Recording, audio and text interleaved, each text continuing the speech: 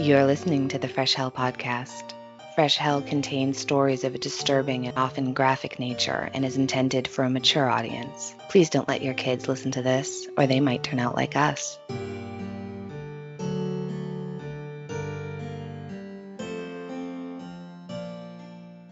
Hi, I'm Annie in the US.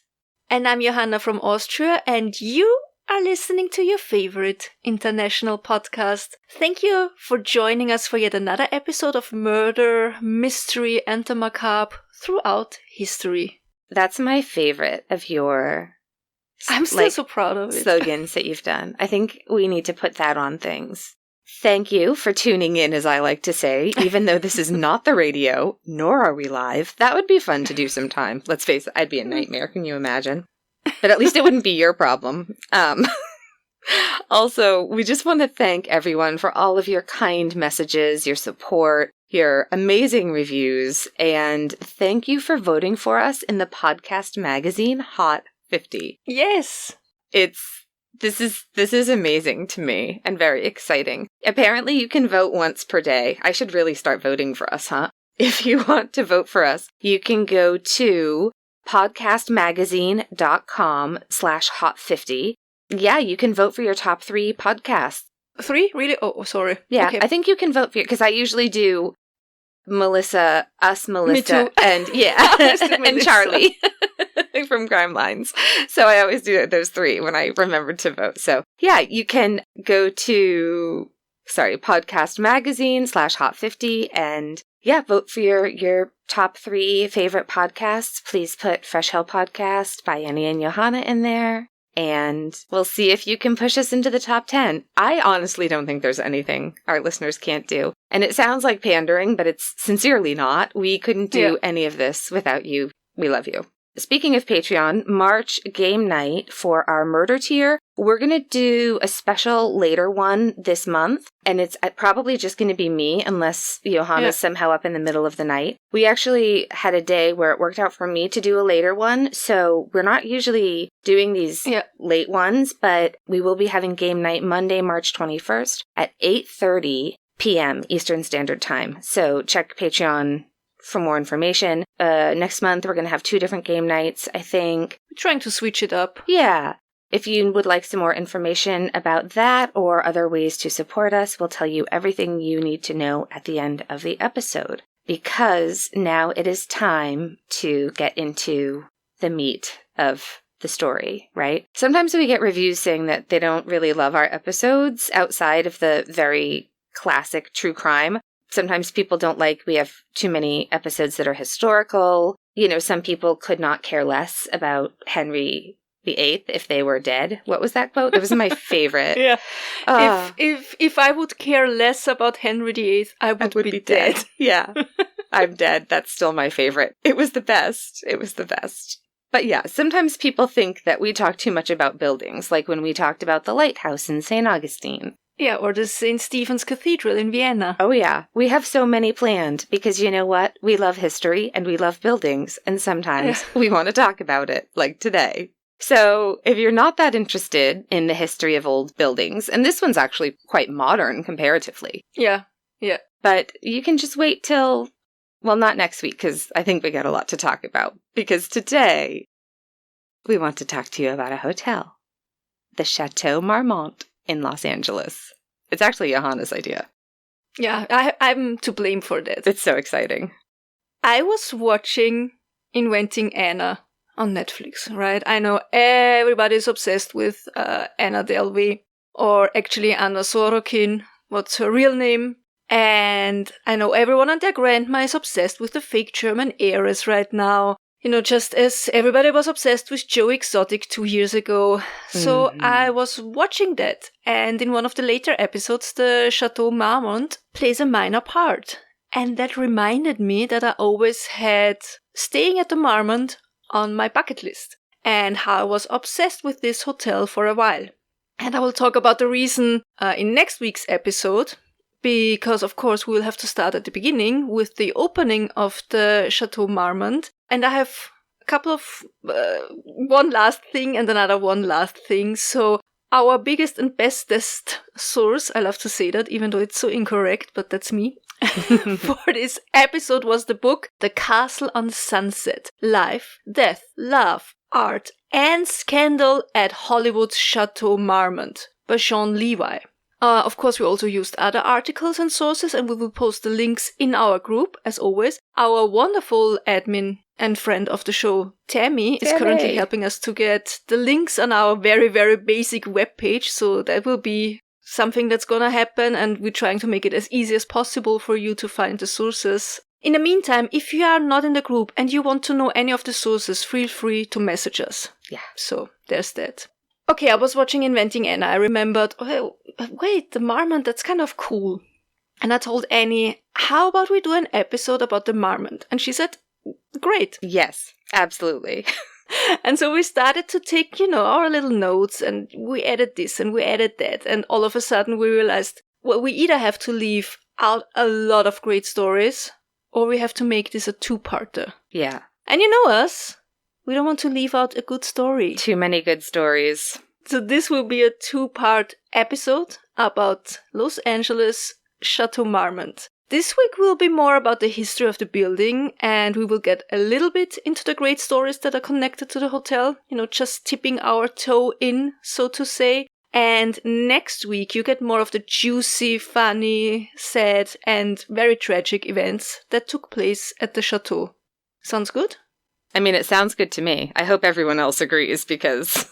The last thing we need to mention, this is definitely one of our more chatty, lighthearted episodes, but there are some traumatic events that we will be discussing. We will be talking about drug abuse, death caused by an overdose, sexual assault. This will not happen in this episode, but next week, so please already keep this in mind, right? Yeah.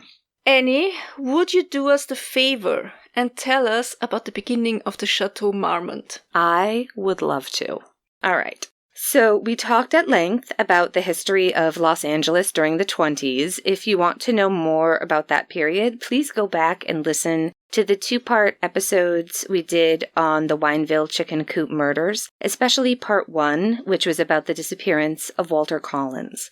What's important for you to know is that between 1920 and 1930, Los Angeles grew and more than doubled in size. We all heard those tales of the first visionary movie makers who flocked to California to make use of that natural light. The directors, actors, stuntmen, stagehands, and so on were followed by investors, real estate developers, construction companies. All those new people needed places to live, to work, and so the orange groves and rows of avocado trees were bought up and turned into enormous apartment buildings, movie studios, and hotels. The former dirt roads were now paved with gold. I mean, not literally, but you know what I mean. Figure of speech. I was just reading, it's funny, an old newspaper from a different case in 1924, and there was an ad. It kind of made me laugh because it was... Part of it was an acre of land in downtown Los Angeles. It was for $1,500 for an acre of land in downtown Los Angeles. And then next to it was an article about how easy chickens were turning out to be to raise in California. And I was like, whoa, all right, yeah. Anyhow, there was a lot of money to be made in LA at the time, as long as you had the money to invest.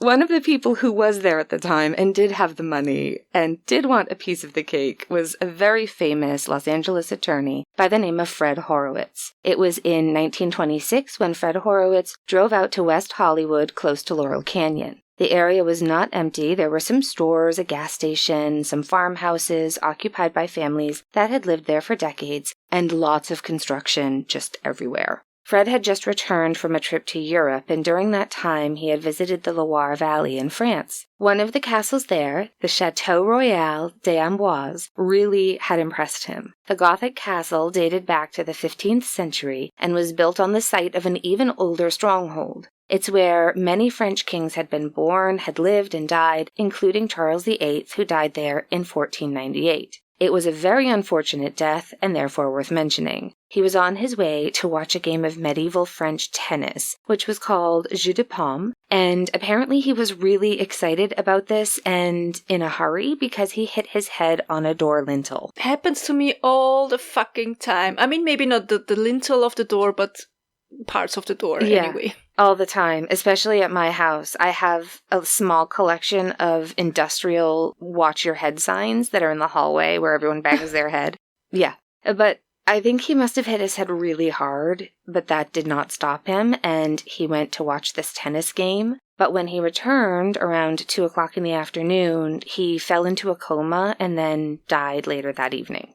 Great. Now my fear of dying through my own clumsiness in my house just tripled. I can, never say often enough how important it is to have head injuries looked at, right? Even if you think it's so minor. I can list people I know, personally, who died from what they thought was a bump on the head, but not bad enough to see a doctor. Not personally, but most recently Bob Saget, right? Legitimate cases. Don't ignore head injuries. They're scary. All right. So there are more notable residents of the Chateau d'Amboise. Mary Stuart, Queen of Scots, lived there for a while, and so did Leonardo da Vinci, not at the same time. He is even believed to be buried somewhere on the castle's grounds. That is a story for another time. Honestly, it would be such a rabbit hole to go down. There was a conspiracy during the French War of Religion, and that there are rumors of kids playing with bones and skulls. There's a connection to Napoleon. These are the sort of things that are going to be made into one of the Down the Rabbit Hole episodes on Patreon eventually. But we'll stop here with the Chateau d'Amboise because it's not what we're here to talk about. It was just the inspiration. Yeah, but it's interesting and also kind of important to us in this episode because this French castle was what Fred Horowitz wanted to use as an inspiration for his new apartment building. And he had just found the right place to build it, there on the corner of Sunset Boulevard and Marmont Lane, slightly up the hill, a bit on the secluded side to be honest, but that would come in handy later. The probable reason why Fred picked this remote piece of land near a dirt road outside of LA's city limits was simple. He didn't have enough money for a better piece of land closer to all the action. But he had one thing going for himself. He was a visionary, and he somehow sensed that this area would not always stay so remote. There was already a trolley station in walking distance, and he bought the land. He found several investors. One of them was his colleague Mabel Walker Willebrand, the so-called First Lady of the Law, because she was the second woman in the US to become Assistant Attorney General, and that was in 1921. She was 32. Quite an accomplishment. Yeah. She was also a huge supporter of the 18th Amendment, which regulated, of course, the, quote, prohibition against the manufacture and sale of alcoholic beverages, end quote. And that gave Mabel a couple of other nicknames, like Prohibition Portia or Deborah of the Dries. I wonder if Deborah of the Dries became Debbie Downer. I wonder if that was... It's possible. I think it might be. I love that. Okay, so Fred Horowitz had a plot of land, he had investors, and he had hired an architect, his brother-in-law Arnold Weitzman, who, with the help of William Douglas Lee, indeed designed Fred's neo-Gothic castle. And so in April of 1928, the construction started. A name would soon be found. Horowitz knew from the beginning that he wanted to name it Chateau something something.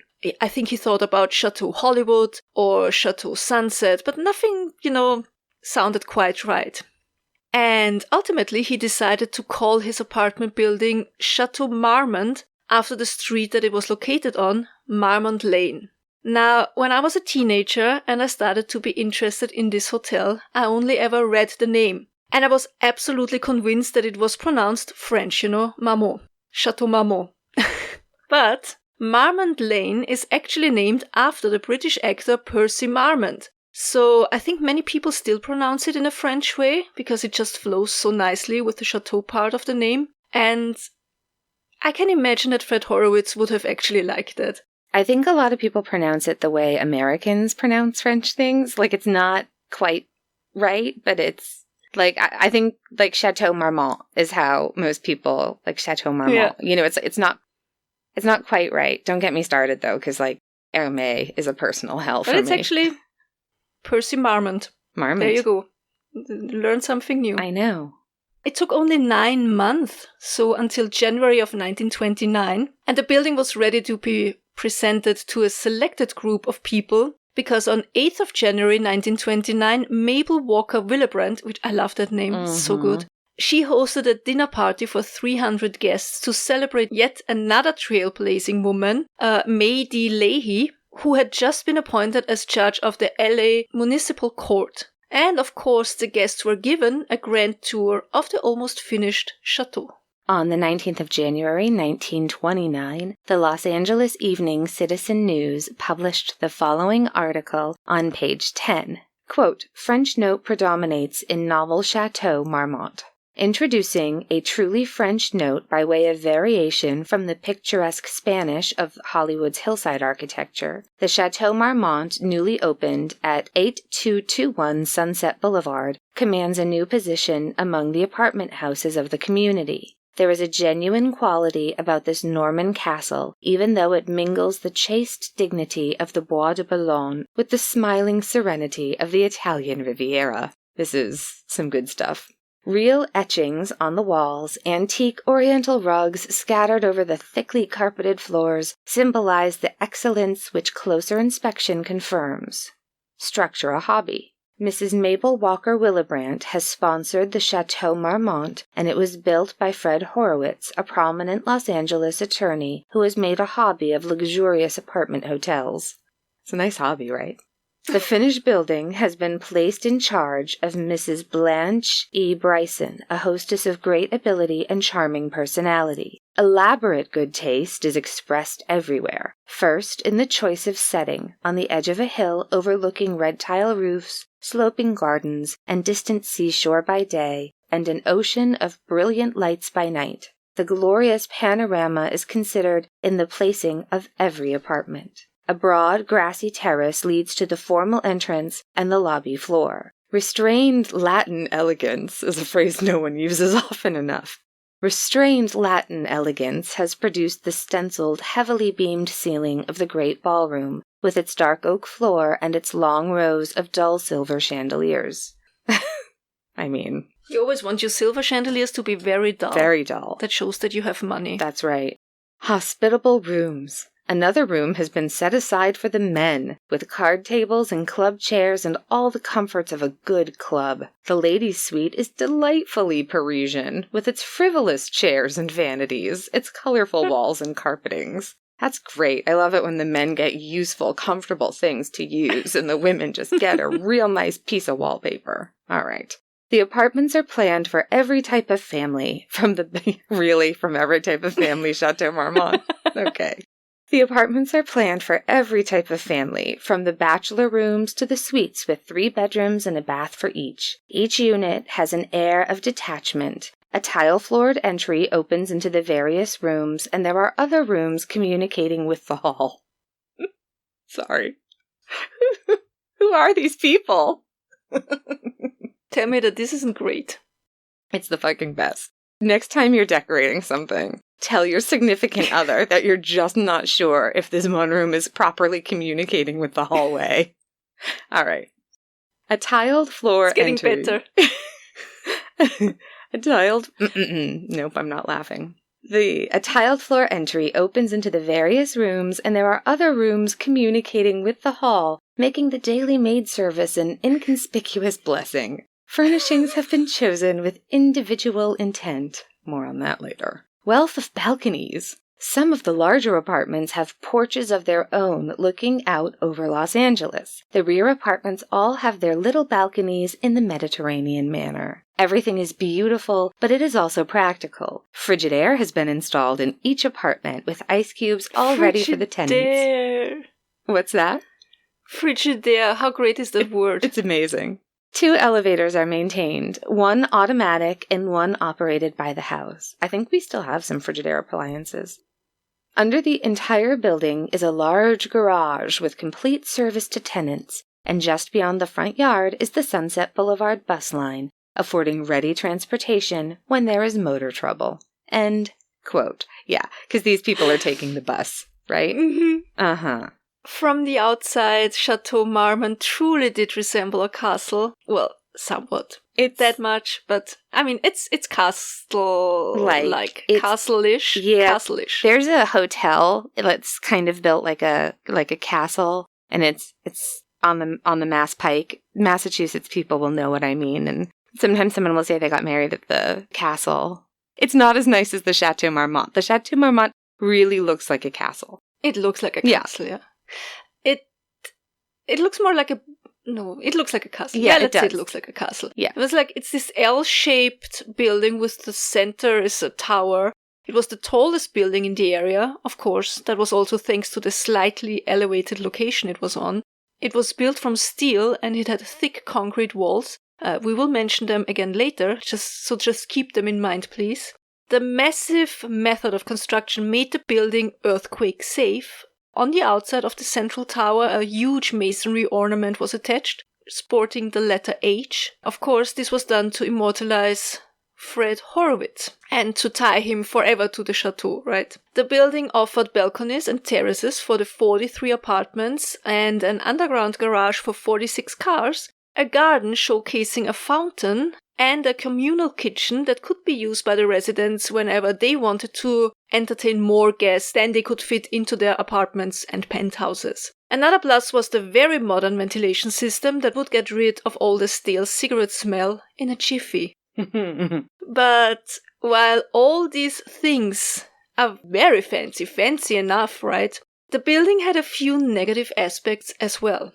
First of all, because Horowitz had insisted of all the apartments having a very unique floor plan and no unit was resembling another unit in the castle, the inside of the Chateau Marmont was, or is, I'm not sure how much they remodeled it when they changed it later, kind of off. Quirky. There were many nooks and many doors, too many doors maybe, too many corners, and the second huge problem was that not much money was left for decorating and furnishing the place. The construction and the piece of land did cost $150,000. In today's money, it would be $2.175 million, according to the book Sean Levy wrote, which seems to be a pretty good deal, actually. It seems like a much lower number than I was expecting. So yeah, it had beautiful wall paintings and mosaics. Yes, the bathroom tiles were very pretty, very fancy. There was stucco everywhere, but all the furniture had to be bought in bulk. Aye. So now you had the super fancy building, fancy tiles, fancy artwork, but cheap-ass furniture in apartments and penthouses that were not exactly cheap to rent. Yeah. And that was the thing. You know, people who could afford the rent for these units really weren't satisfied with the interior design of the place. If I remember correctly, then the monthly rent for the biggest unit, that was the penthouse, was $750. That's a lot of money back then. Yeah, that's for a 353 square meter apartment, which is 3,800 square feet, which is double the size of our house. Yep, that's about double the size of our house too. That's big. That's huge. Yeah. That's a huge house. I was also chuckling a lot when you read the article, not only because it's super funny. It's a great article. But because they also especially mentioned the nice carpets. And the carpets were actually pretty nice. They were really nice, but they came from the homes of Fred Horowitz and his investors. So yeah, it was a bit difficult to fill up all the apartments. Yeah. Horowitz had ads placed at the local newspapers, advertising the units, especially mentioning that the building was fire and earthquake-proof, and that they offered 24-hour service. And little by little, tenants began to move in, even though the building was never completely rented out. And then, the 24th of October, 1929, Black Thursday, and the Great Depression. Fred Horowitz had to sell Chateau Marmont in 1931 to a man named Albert E. Smith, and he sold it for $750,000, which would be about $12 million today, which, again, I think that seems like a good deal to us, right? I also think that Fred Horowitz made good money with that, right? I think he did, yeah, especially considering the economical crisis going on, right? Exactly. Yeah. I think he got really lucky there. I would agree. So now Albert E. Smith, he had used to be in the movie business. He was the co-founder of a movie production company called Vitagraph. And when the company was sold to Warner in 1925, Smith had started to look for a new business. And so he too ended up investing in real estate. Can't go wrong, right? He bought the chateau, and he had completely different plans for the building. He decided to turn it into a hotel, a home away from home. And he hired a former actress, Anne Little, Anne with no E, to manage the new hotel for him. Anne was kind of an early action movie star and stunt woman. She was an excellent writer, which brought her a lot of success. But she had dreamed of getting more dramatic parts, and it never really happened and sort of made her career kind of fizzled out, dwindled away. Also, she had to take care of her mother, who we think was suffering from dementia. That's a tough one. So when her acquaintance, Albert E. Smith, offered her this position at the hotel, she accepted. She took her mother and moved into one of the suites in the building, and then she told Albert, listen, you have a really nice place here, but this fugly furniture and decor needs to go right now. This is the Chateau Marmont, and people walk in, and it's like a Howard Johnson's, and nobody is happy with it at all. We need to unglue the pictures from the walls. It's fine. So they threw everything out and they started to redecorate. And what they did is genius, actually. Wouldn't this be the most fun job? We'll do this job for you. Anytime a grand mansion or fancy estate was sold off, now remember, unfortunately, we were coming out of the Great Depression and a lot of people lost everything. And so their loss was the Chateau Marmont's gain. A lot of interesting juju with the furniture in that place, huh? And so what they did is they went to these estate sales and they bought up all the beautiful furniture and paintings, and don't forget the heirloom quality carpets. And all the pieces in the rooms of the hotel had come from these sales. They were all unique. No two rooms were decorated in the same way. And that was kind of challenging sometimes because if furniture needed to be replaced, it could be tricky. But it also really gave the Chateau Marmont its really special charm.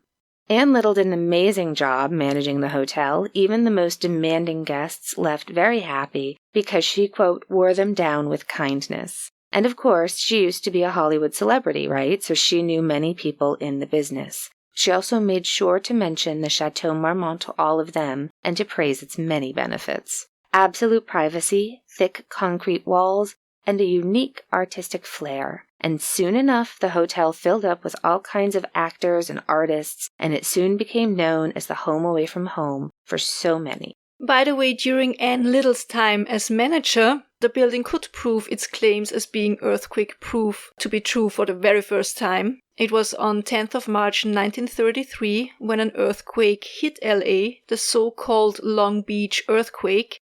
From conservation.ca.gov, quote, the magnitude 6.4 earthquake caused extensive damage, approximately $50 million in 1933 dollars, throughout the city of Long Beach and surrounding communities.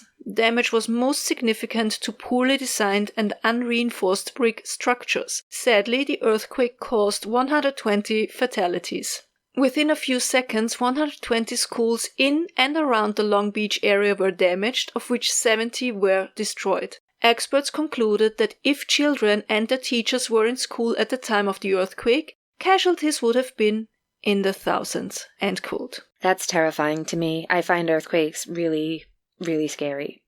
It's very scary. But the Chateau Marmont stood unimpressed. Anne later said that she could only feel a tiny bit of a tremble, but she saw the trees outside shaking uncontrollably and the leaves were falling down, a little bit like confetti. No, thank you. And even during the other earthquakes that plagued the area, so in 1953, 1971, 1987 and 1994, the hotel experienced little to no damage.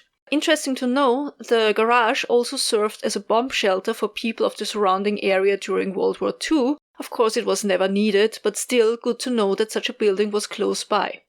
Definitely. In 1936, Albert E. Smith bought the property next to the chateau, so east of it. It was a garden-like property that had several bungalow-style buildings. And now that added even more appeal to the Marmont. The hotel was already popular with Hollywood celebrities and famous people from all over who came to town for a short period of time, because of its setup. Because you could enter the hotel through the underground garage, get into the elevator and go directly up to your floor without being seen by anyone. That's awesome, right? I mean, that's the dream. It's, for celebrities, people who hate small talk or, like me, terrible at it.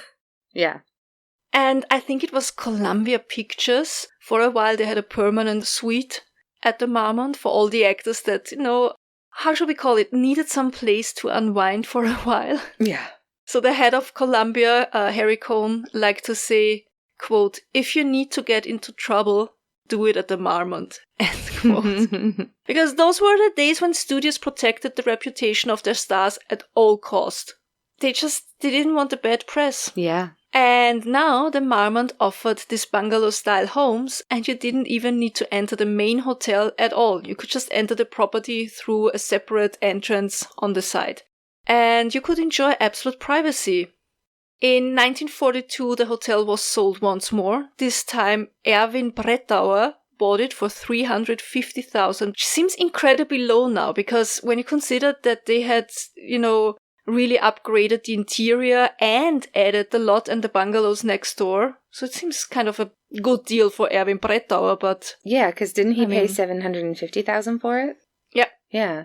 Plus the renovation and redecoration, plus the bungalows. Yeah. Yeah. I mean, it was during war. Maybe that's why. Yeah. Brettauer was a German banker who had left Germany because of his Jewish lineage. I guess it was very important to him to treat all humans with equal respect because of the horrors his family had to go through in Nazi Germany. And so he was one of the first, or maybe the first one, to allow black guests in his hotel in Los Angeles. This was unheard of in the rest of the fancy hotels of Tinseltown.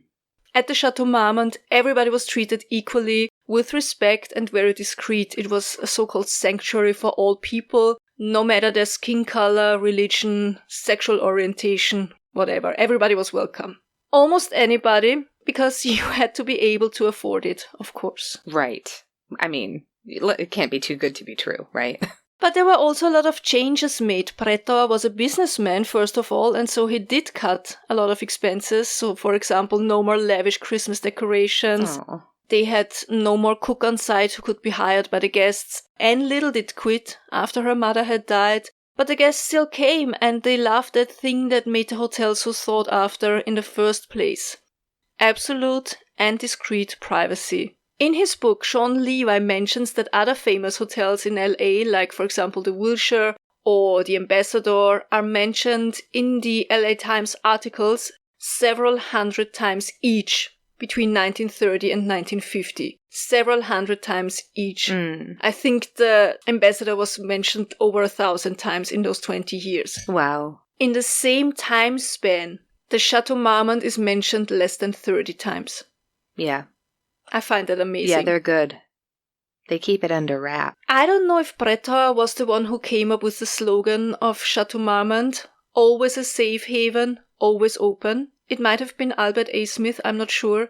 But Brettauer was the one who added the neon signs. You know, the one that says Chateau Marmont Hotel. Mm-hmm.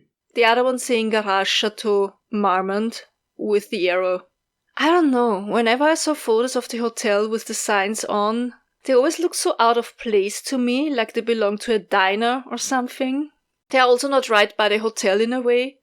I don't know. Maybe it's only me who finds them off. I don't know. No, I know what you mean. The hotel, like we mentioned, it's castle-like and it's on a hill, but for some reason, the way that neon sign is at night, we'll post pictures, obviously. It really reminds me of the Bates Motel sign with like the old house looming over it.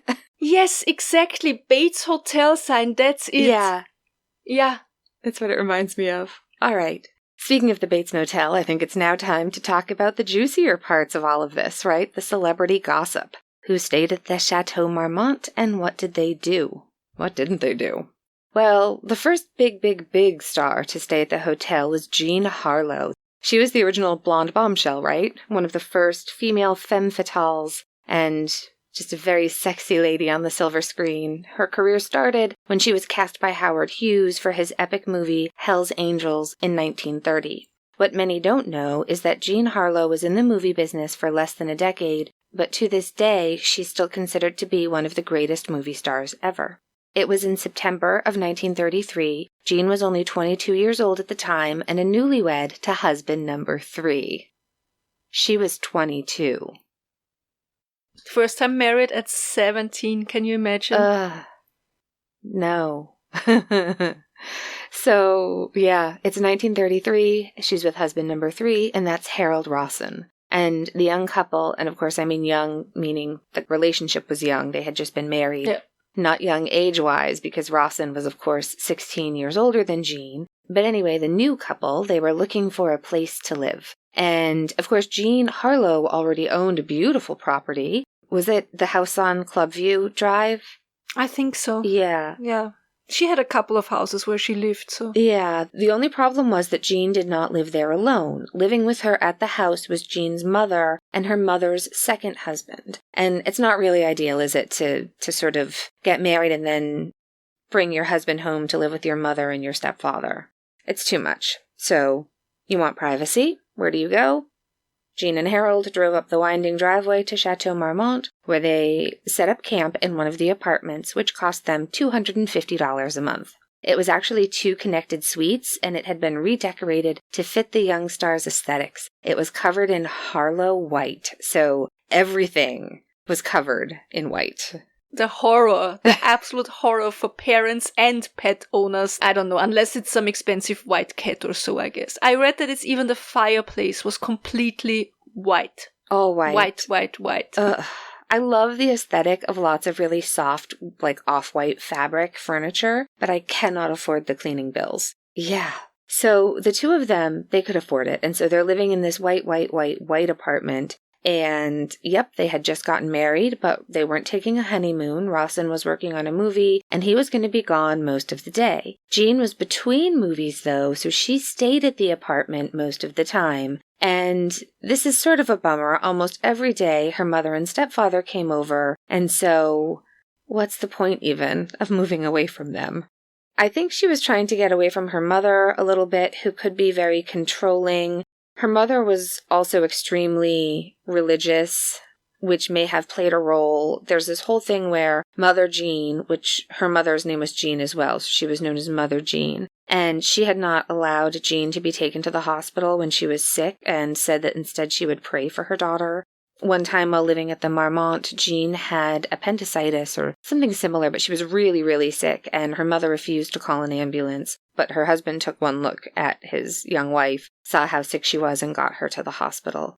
It's also rumored, though, that there were other visitors as well. Whenever Rawson didn't spend the night at the Chateau Marmont, Jean was known to have male visitors, and one of them was one of her co-stars, Clark Gable. He was technically married to his second wife, but he would come around and sometimes apparently spend the night. And whenever Jean had male visitors, she would leave a note at the front desk that read, quote, "Gone fishing," so the concierge would know to send any other visitors away.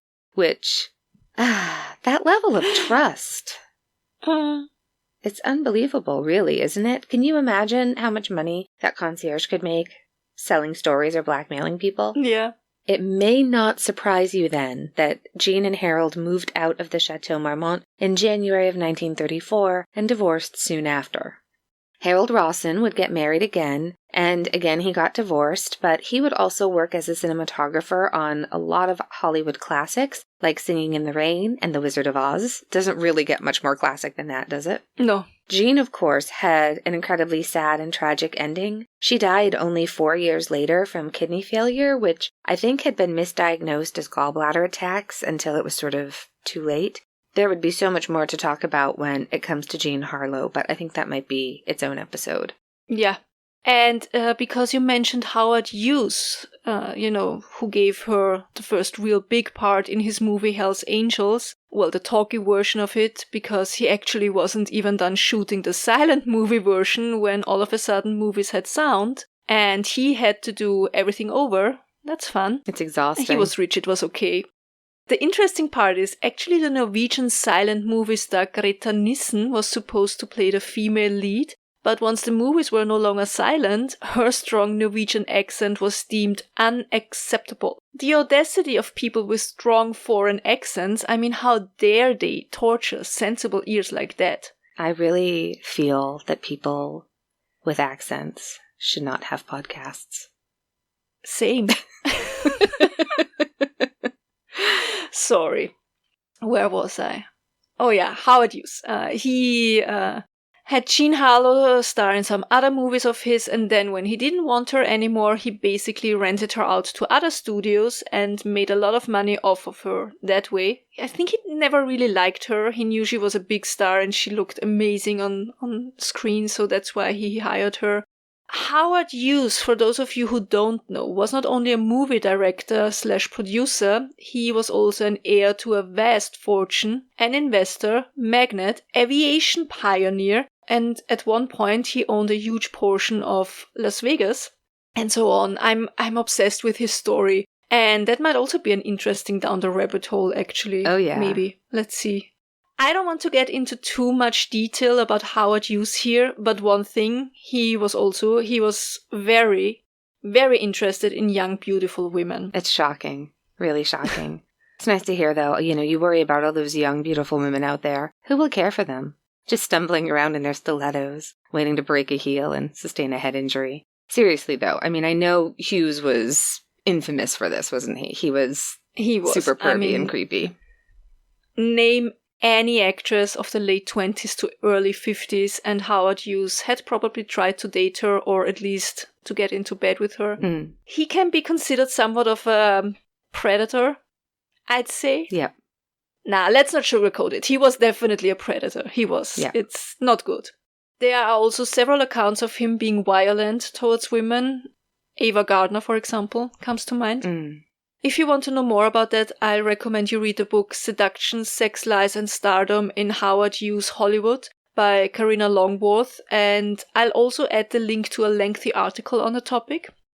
Now circling back to the Chateau Marmont. He often stayed at the chateau, and when he did, he always stayed at the same penthouse.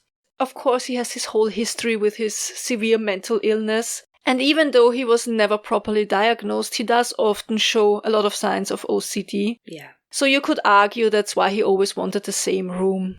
Possible, that did add.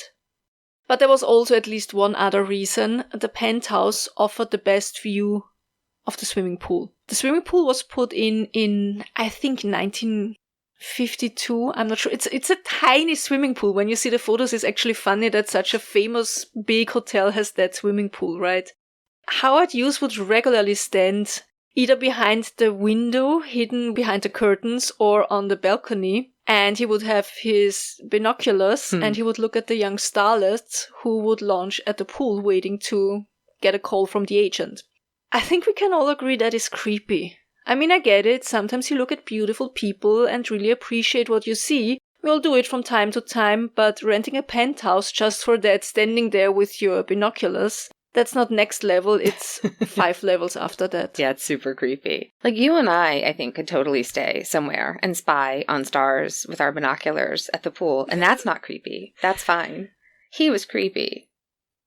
There's a difference. That's because we're nosy. Yeah. I know. We're not maliciously nosy, though.